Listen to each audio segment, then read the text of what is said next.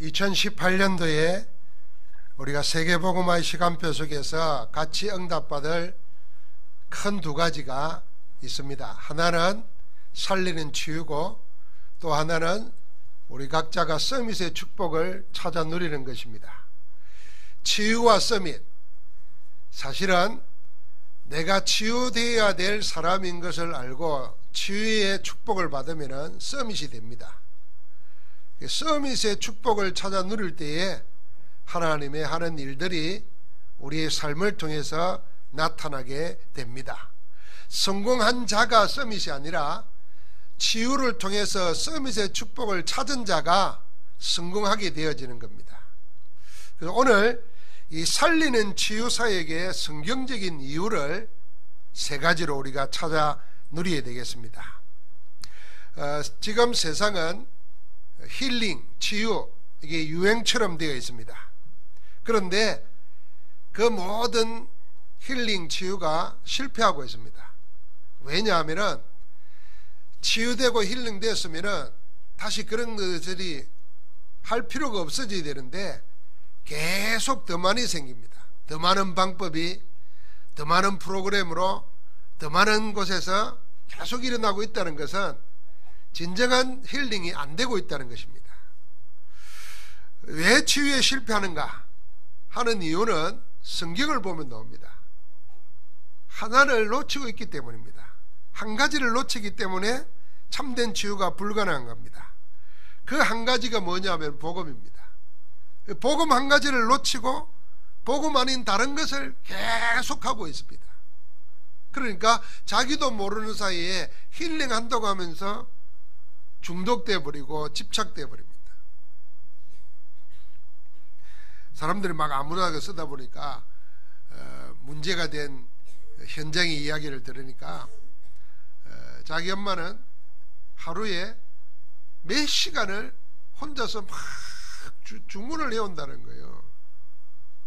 그런데 나와서 하는 얘기가 자기는 자기가 치유받는 시간이라는 거예요. 그렇게 치유받는 시간을 그렇게 생각하는 겁니다. 막 주문하고 생활이 안 되고, 그러니까 아이들이 문제가 생기는 겁니다. 틀리게 사용합니다. 복음 한 가지를 놓치고 다른 것을 계속 하다 보니까 자기도 모르는 사이에 문제가 일어나고, 이걸 이용해서 많은 단체들이 또 치유한다고 그러니까 혼란이 더 생기는 겁니다. 성경에서 말하는 치유는 복음 하나를 가지고 말씀이 각인되고 말씀이 역사할 때, 히브리서 4장 12절의 말씀대로 우리의 영과 혼과 마음과 생각과 심지어는 관절과 골수까지도 찔러 쪼갠다. 완전히 새롭게 하는 것입니다. 그래서 육신의 병 이전에, 삶을 치유하기 이전에, 우리의 마음과 생각이 치유되기 전에 가장 먼저 되어야 될 게 뭐냐? 복음으로 영혼이 살아야 됩니다. 우리의 영적인 치유가 일어나면 마음과 생각은 달라지게 됩니다. 마음과 생각만 하나님의 복음만 맞아도 삶은 고쳐집니다. 삶이 고쳐지면 육신의 질병도 낫는 것입니다. 그런데 우리는 자꾸만 고치는 것을 하려고 하니까 살리는 치유를 놓쳐버립니다.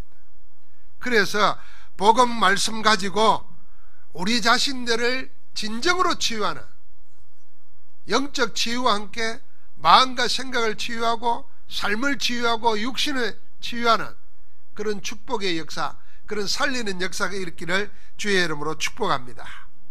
왜 우리가 이 살리는 치유 사역을 해야 되느냐?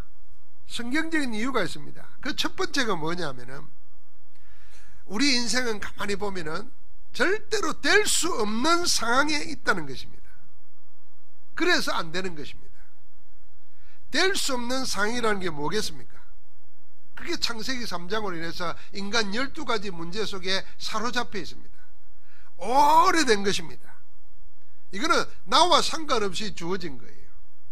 창세기 3장 문제는 나와 상관없는데 나를 운명처럼 꽉 잡고 있는 것입니다. 여러분과 내가 이런 집에서 태어나고 싶어 태어났나요? 이런 나라에 태어나고 싶어 태어났나요? 태어나 보니까 그런 겁니다. 이거 바꿀 수 있는 것도 아니에요. 어쩌다가 이민을 가죠? 이민 가도 안 바뀝니다. 신기하죠? 다른 나라 가서 다른 음식 먹고 다른 말을 쓰고 사는데도 나이가 들고 늙어지면은 자기 본향, 자기 조국 생각 안 할 수가 없다는 거예요. 우리나라에 와가지고 어릴 때 입양대가 가가지고 이제는 그 나라에 살지 못하고 우리나라에 와서 부모 찾다가 찾을 수도 없지. 말은 안 통하지, 음식은 안 맞지. 그래가지고 고독 사는 사람들이 우리나라에 많이 생겨요. 영국에는 드디어 장관 중에 외로움 담당 장관을 임명했다 그래요. 외로움을 담당하는 장관. 그러니까 이혼해서 혼자 산다든지 또 혼자 늙는다든지, 그러니까 외로움 때문에 어려움 당하는 사람들이 너무 많아. 그 사회적 비용이 너무 크니까 장관을 임명했다 그러더라고요. 참 선진국은 선진국이에요. 우리나라도 앞으로 외로움 담당 장관 생길지 모르나요? 선진국이라니까요. 그러니까 이거는 암보다도 암 담당하는 장관은 없거든요. 뭐 복지부 장관 뭐 이런 건 있지만 외로움 담당이다. 우리 인간의 근본이 왜 그렇느냐? 창세기 3장이라 하나님 떠나가지고 사단에게 사로잡혀 있고 그래서 죽은 영혼이 되어버린 겁니다. 그러니까 육신을 쫓아갈 수가 없고 눈에 보이는 것만 쫓고 눈에 나타나는 것만 쫓다 보니까 귀신이라도 빌려서라도 하려고 하거든. 그게 우상숭배고 귀신숭배하는 겁니다. 그러니까 마음과 생각이 참 진리. 원래 인생은 하나님의 영으로 태어났는데 하나님의 형상을 잃어버리고 육신적인 것 사단에게 속아서 자꾸 찾아다니니까 진리를 진리로 알지 못하는 겁니다. 그러니까 짐승보다도 더 못하게 살아가는 거예요. 여러분, 우리가 세상에 속지 말아야 됩니다. 오래돼 버린 겁니다.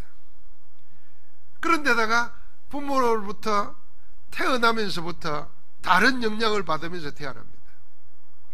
이걸 학교 가서 배우는데 배우는 거 성장하면서 배움을 통해서 그걸 포장하고 감춥니다. 그래서 우리가 지식이라는 것도 복음 없이 지식을 가지게 되면은 영적 지식을 없기 때문에 인간이 일어나는 문제를 자꾸 포장을 합니다. 포장을. 예를 들면 하나님은 운명을 만든 게 없어요. 그래서 그리스도를 통해서 죄와 사망의 법, 운명이라는 것을 깨뜨려 버렸습니다. 우리가 이거 운명에 매여 살지 아니하고 하나님의 성령 안에서 성령과 함께 성령의 인도받으면서 살아라고 그리스도께서 오신 거예요. 그런데 그거 안 들리는 겁니다.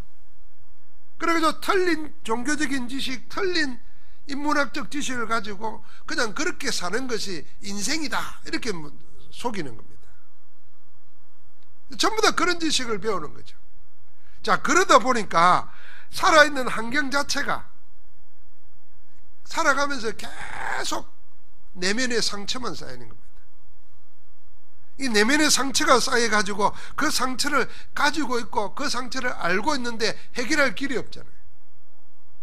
이래가지고 결혼을 하고 가정을 이루니까 그게 겹쳐지는 겁니다. 교회에서 이 비밀을 가르치는 것이 복음인데 하나님이 교회를 붙잡고 계시고 교회에 이 복음 가르쳐서 그리스도를 통해서 아주 오래된 것, 도저히 될 수 없는 상황 속에 있는 걸 살리라는 것인데 교회도 세상 비슷하게 되어버린 겁니다. 그래서 예수 밖에도 구원이 있다, 이 세상처럼 되어버린 겁니다. 그럼 다른 종교 믿어도 된다는 거거든요. 다른 종교가 아니라 다른 종교 안 가져도 된다는 거거든요. 다른 지식이 있으면 되는 거잖아요. 그걸 종교 삼으면 되는 거니까. 그러니까 전부 다 틀린 것으로 꽉 차 있습니다. 절대로 치유가 될 수 없습니다. 병원에 있고 의사가 있는 거는 조금 도움을 줄 뿐이지 고치는 것 뿐이지 살리지를 못하는 겁니다. 왜 우리가 살리는 치유사역을 해야 되느냐? 복음 가지고 인간의 영혼을 살리고 마음과 생각을 살리고 삶을, 육신을 살리는 치유를 해야 되느냐? 이유가 여기에 있습니다. 절대로 될 수 없는 상황에 딱 되어 있다는 겁니다. 그래서 우리가 복음 가지고 살려야 되는 겁니다. 여러분, 우리가 인생이 뭔가를 알고 있는 사람이 얼마나 되겠습니까? 여러분, 우리는 인생을 알고 사는 겁니까? 성경의 눈을 가지고 보면은 그냥 살아가니까 사는 겁니다. 그 젊은이들 인생 어떻게 삽니까? 먼저 성공한 사람들 그거 따라서 삽니다. 그거 따라서. 우리나라에는 어릴 때부터 아이들이 주로 엄마를 통해서, 부모를 통해서 듣는 자기 인생에 영향을 미치는 신화가 있대요. 그 신화가 뭐냐면은 엄친아라는 겁니다. 엄마 친구 딸, 엄마 친구 아들. 엄마 친구 아들은요, 말 잘 듣고 공부 잘하고 예의 바르고 잘생겼고 칭찬받고 세상에 없는 엄친아가 있어요. 전부 다 아이들이 그거 듣고 자란다는 거예요. 엄마 친구 아들 찾아보면 그런 아들 없어요. 다 비슷비슷해요. 그러니까 전부 다 그렇게 살아야 되는 줄 생각하고 산대요. 그러니까 정말 하나님이 원하시는가, 교회 안에서도 세상 밖에서도 내가 진짜 하고 싶은 거 이거 하는 게 아니고 그 엄친아가 하는 그것 쫓아 사는 거라는 거예요. 그게 옛날 전설이 아니고 지금 살아있는 신화라는 거예요. 그리 못 사면은 나고자처럼 생각한다는 거예요. 그러니까 벌써 그 자체가 다 병들어 있는 겁니다. 상처로 꽉 차 있는 거예요. 절대로 고쳐지지 않는 겁니다. 그래서 인생 정말 모르고 삽니다. 두 번째, 우리가 성경적으로 살리는 치유해야 되는 이유가 어디에 있느냐면은 될 수 있는 복음은, 상황은 따로 있기 때문입니다. 성경의 인생이 뭐라 그럽니까? 오늘 로마서 3장 10절에 보니까 의인은 없나니 하나도 없다 그랬습니다. 로마서 3장 23절에 보니까 모든 사람이 죄를 범하였으며 하나님의 영광에 이르지 못하더니 그랬습니다. 이게 창세기 3장 이후로 태어난 인생입니다. 인생이 뭐냐? 인간이 뭐냐? 원래 창세기 1장 27절 28절 하나님의 형상으로 하나님의 특별한 계획을 가지고 특별한 방법으로 특별하게 만들었습니다. 하나님과 함께 하면 모든 것이 되어지도록 그렇게 만든 인생에 창세기 3장 사단이 인생을 속여가지고 하나님 떠나도록 만든다.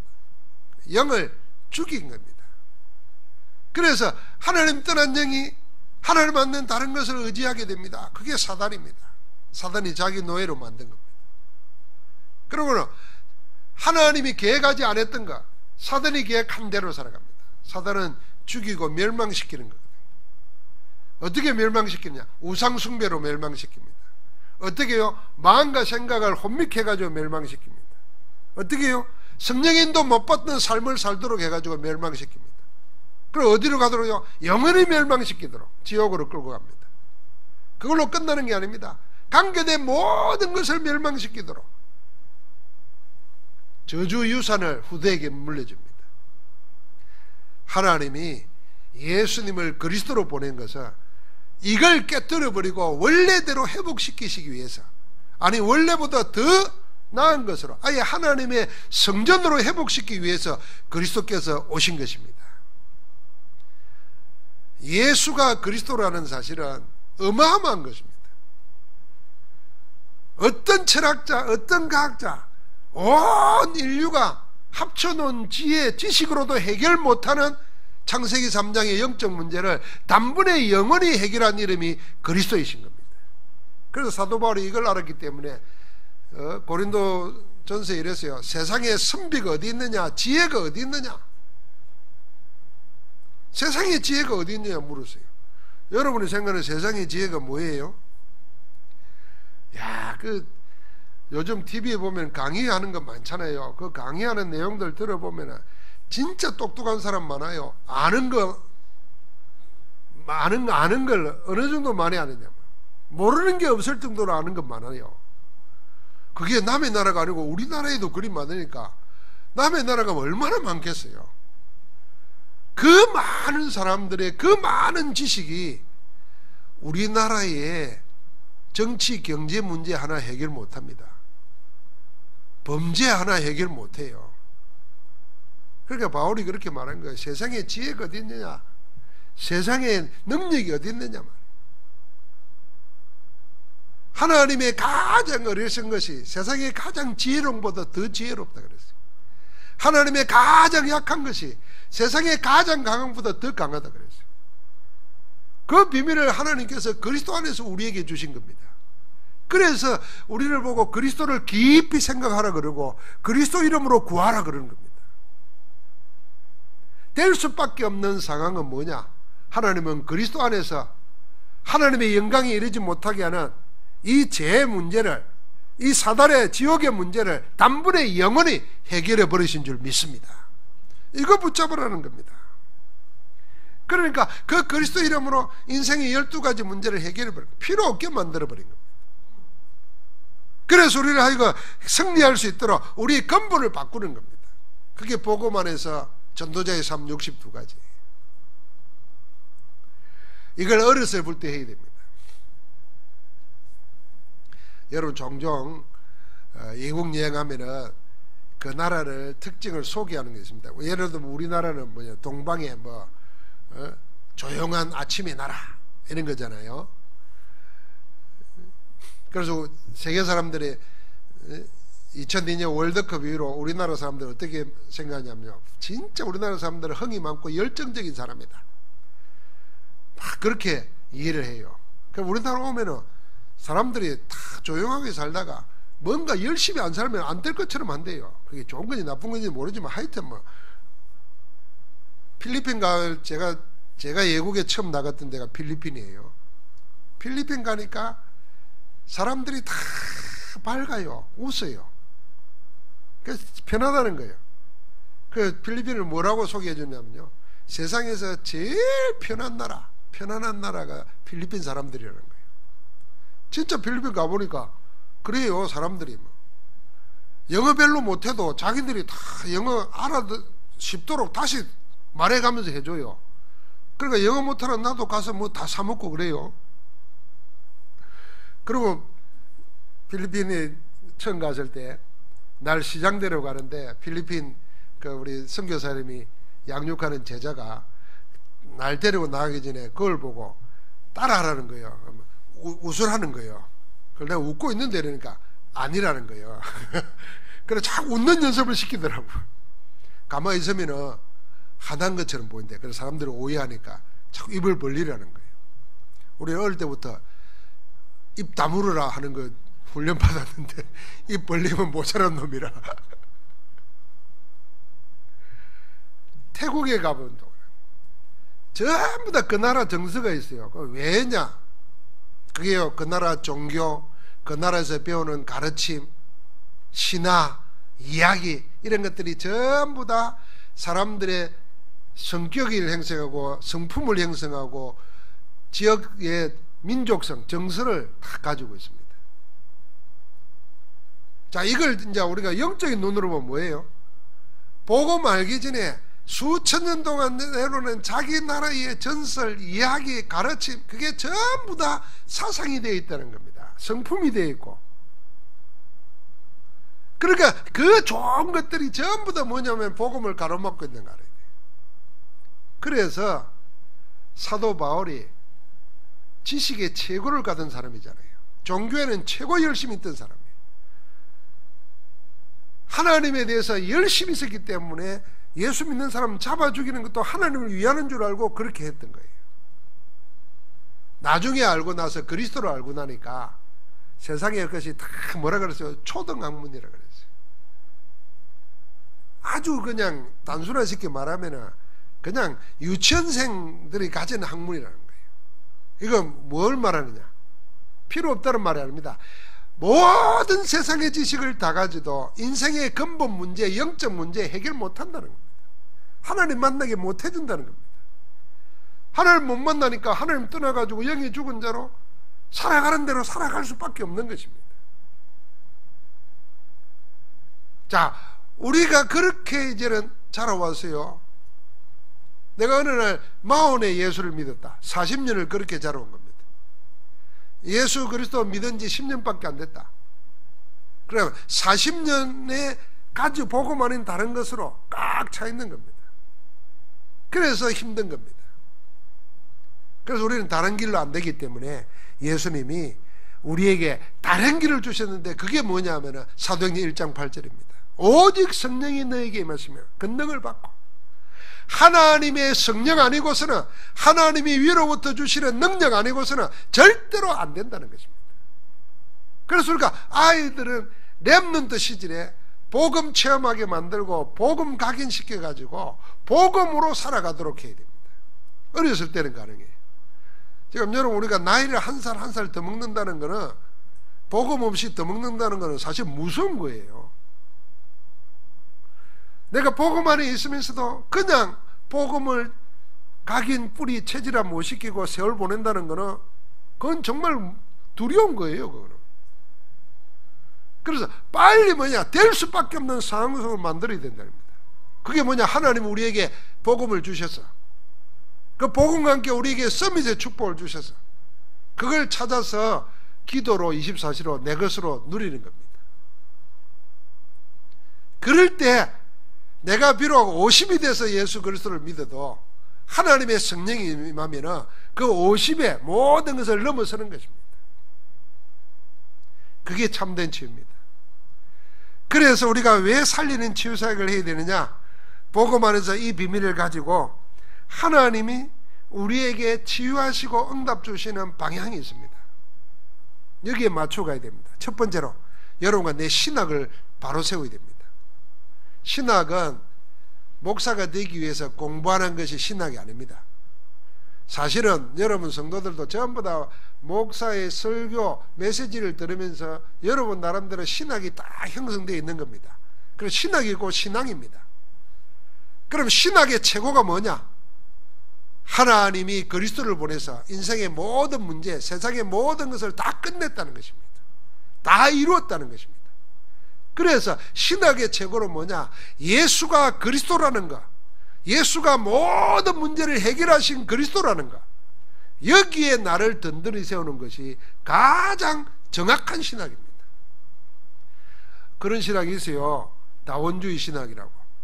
꼭 예수 믿어야 구원받는 거 아니다. 기독교는 특별한 종교가 아니고 다른 종교와 다 같다, 이렇게 말하는 신학도 있어요. 그건 잘못된 신학, 틀린 신학입니다. 신학의 최고가 뭐냐? 그리스도가 모든 문제를 다 이루셨구나. 요한복음 19장 30절. 내 모든 인생의 답, 교회의 답, 세상의 답, 모든 답이 그리스도 안에 다 있구나. 그래서 성경을 공부하는 게 그게 신학입니다. 그 눈으로 학문을 바라봐야 그게 참 신학입니다. 여러분, 우리 젊은이들 생각이 됩니다. 지금 이제 동성애가 우리나라 자꾸 들어오잖아요. 법을 만들려고 그러잖아요. 유엔이 그걸 인권 조항으로 세계에 권고합니다. 유엔이 그래요. 그 배후에 누가 있는 생각합니까? 미국에요, 성공한 사람들, 특별히 예술계, 영화, 음악 하는 거의 성공한 패션은 99%라 그래요. 거의가 동성애자예요. 여러분, 우리가 잘 아는 입생 노랑 만들어내는 구찌 다 동성애자들이에요. 그 사람들이 돈 유행 가지고 세계를 휘어잡아요. 그러니까 돈 가지고 뭐 하겠습니까? 그거 퍼뜨리는 거예요. 자기들 마음은 특별한 게 아니고 그냥 드러내놓고 하려고요. 자, 성경을 가지고 봐야 돼요. 세상이 다 그러니까 뭐 괜찮은 거네. 우리 도덕 기준이 그거잖아요. 세상 사람들 다 같이 하면 나도 해도 되는 거, 제의식이 없어지잖아요. 그게 세상이 만들어 놓은 도덕이에요. 성경을 오는 눈으로 봐야 되는 거예요. 그래서 그게 신학이에요. 그래서 기독교인이, 하나님의 자녀가 복음의 눈으로 성경을 읽지 않으면서 자꾸 다른 책 많이 보면 위험하다니까요. 우리가 렘넌트를 왜 생명 걸고 렘넌트를 복음으로 키워야 되느냐? 그거 배우러 학교 간다니까요. 심지어는 선생 중에 그런 사람이 있다니까요. 더 깊은 학문에 올라가면 아예 노골화된다니까요. 이게 지금 동성애 하나 이야기했지만 마약도 마찬가지입니다. 드디어 미국에서는, 캘리포니아에서는 대마초는 합법적으로 마약 아니라고 했어요. 이제는 팔아요. 커피숍 같은 데 딱 정해놓고 거기서 피우도록 만들어요. 커피를 커피집에서만 마십니까? 나중에 집에 와서도 하잖아요. 길가 다니면서도 커피 마시잖아요. 이제 그렇게 되는 거예요. 자, 우리가 이제 공부 좀 잘해가지고 외국에 간다, 그런 생각으로 그냥 물들어 버리는 거예요. 지금은 갈 필요도 없어요. 전 세계가 그걸 통해요. 우리가 모르는 사이에 말이죠. 그래서 바른 신학으로 봐야 된다는 겁니다. 바른 신학을 가지고, 성경을 가지고 세상을 봐야 돼요. 그래야 세상에 답을 줄 수가 있는 겁니다. 하나님의 말씀 안에서 영원한 생명, 살리는 치유에 참 방향, 답이 있는 줄 믿습니다. 그래서 하나님의 말씀 안에서 뭐가 살아야 되냐? 여러분과 내 메시지가 있어야 돼요. 그래서 강단의 메시지를 가지고 여러분의 메시지로 만들어야 돼요. 그게 말씀 가지고 기도하는 겁니다. 그 키가 뭐냐? 138입니다. 그리스도와 하나님 나라와 성령 충만입니다.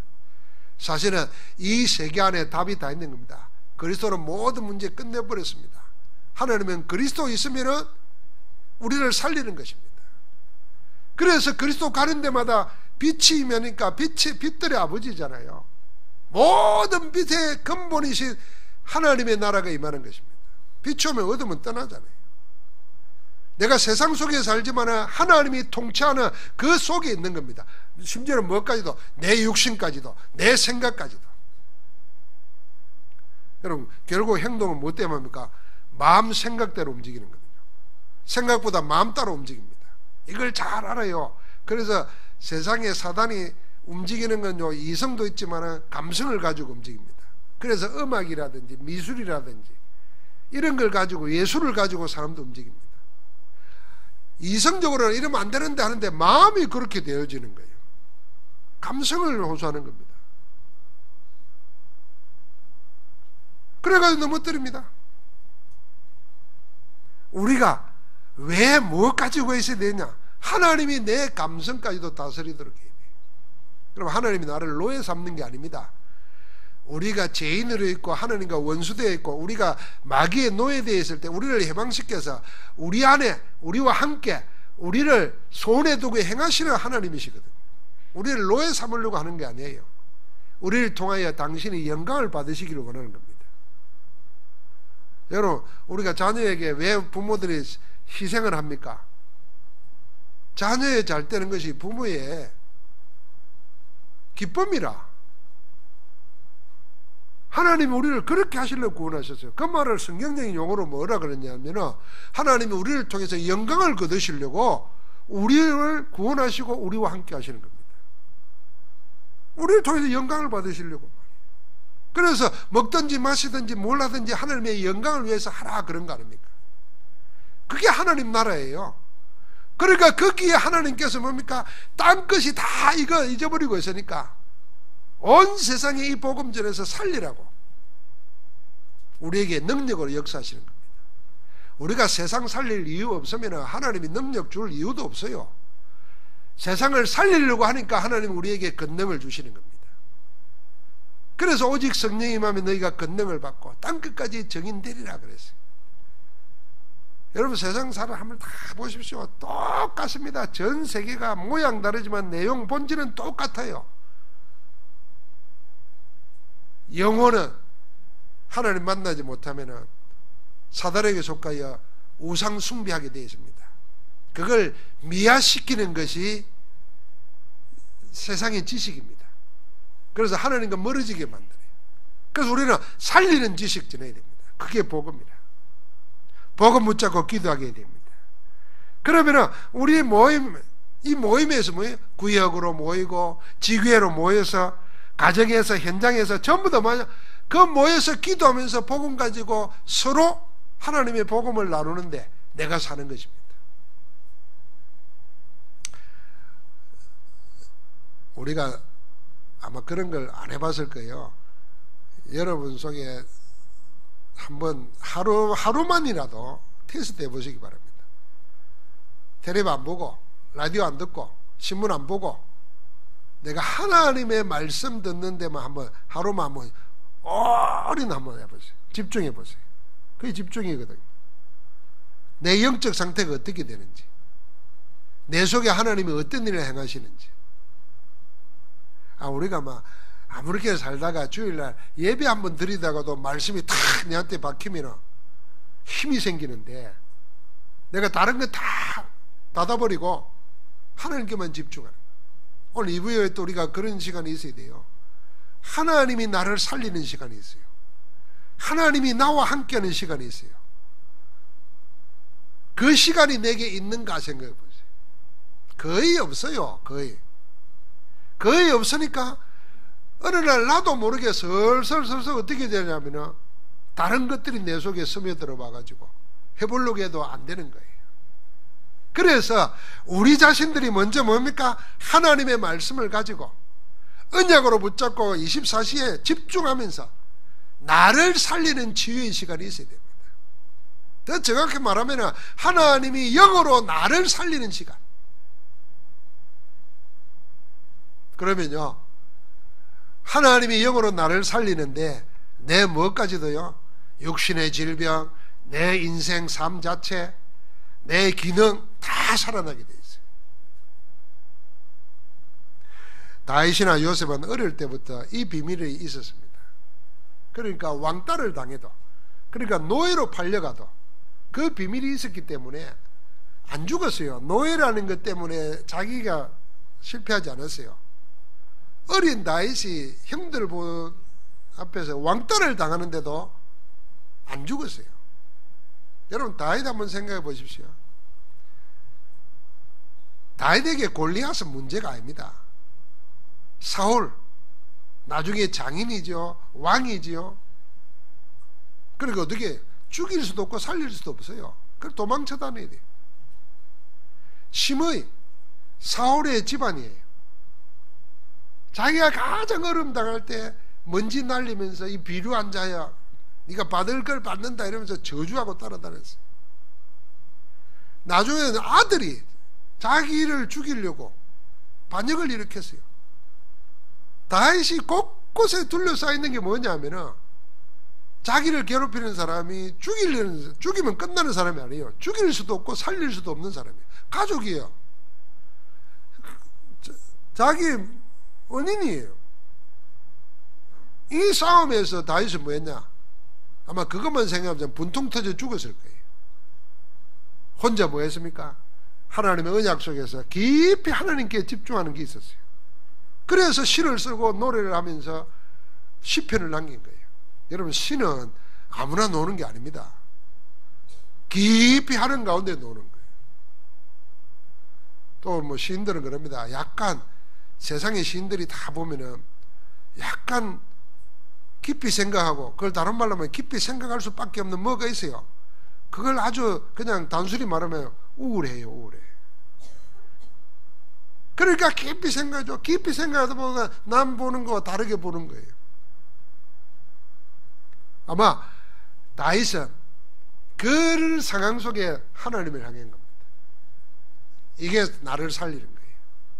나를 살리니까 다 환경을 이기는 거예요. 그게 살아나는 거예요. 그러니까 모든 것을 하나님 안에서 해결받습니다.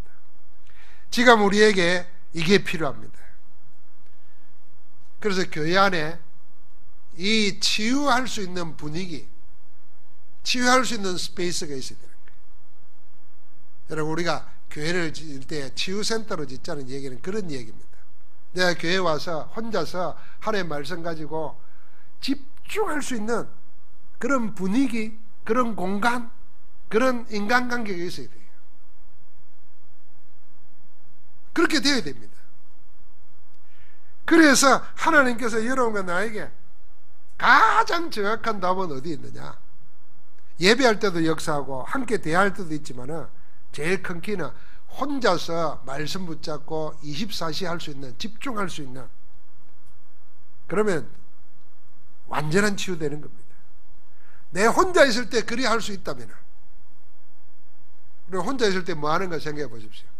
심심해가지고 막 거의 쉬운 게 테레비 보는 거 아닙니까? 좀 더 다른 생각하는 사람은 책 보고 생각하는 거고, 혼자 있을 때 말씀 가지고 하나님께 집중이 안 돼요. 그래서 치유의 가장 큰 답은 뭐냐면, 방향은 혼자 있을 때 함께하는 그리스도를 말씀 가지고 누릴 수 있는, 그게 치유됐다는 증거고, 또 치유할 수 있는 힘도 그겁니다. 근데 문제가 있거나 영적 문제가 있으면 혼자 있을 때 불안합니다. 혼자 있을 때 바쁩니다. 분주해요. 뭐가 분주냐? 마음과 생각이 분주해요. 그러니까 정함이 없어요. 할 일이 없는데도 막 생각이 복잡하다니까요. 그래서 대다수가 혼자 있을 때 쓸데없는 염려, 근심, 두려움에만 묶여가지고 인생 무너집니다. 그래서 혼자 있을 때 지금 나와 함께 하시고 내 안에서 역사하시는 그리스도 언약 붙잡고 말씀에 집중하는 겁니다. 그게 치유되는 길이고 치유됐다는 결정적인 증거입니다. 치유하기 위해서는 영적 싸움하는 것이고, 치유가 되면 그 축복을 누리는 것입니다.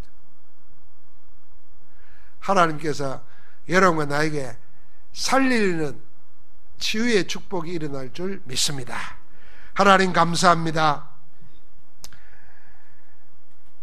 될 수 없는 상황 속에 있는 우리가 될 수밖에 없는 복음을 가졌사오니, 이제는 이 복음에 완전 답 내리고 혼자 24시 속에 들어가는 응답을 찾아 누리게 하옵소서. 그리하여 영혼이 잘된 같이 범사가 잘되고 강건하기를 내가 원하노로 했던 하나님의 소원이 살리는 치유로 내게 이루어지고 가정에 이루어지고 교회의 현장에 이루어지도록 역사하옵소서. 우리를 살리시는 주 예수 그리스도 이름으로 기도하옵나이다. 아멘.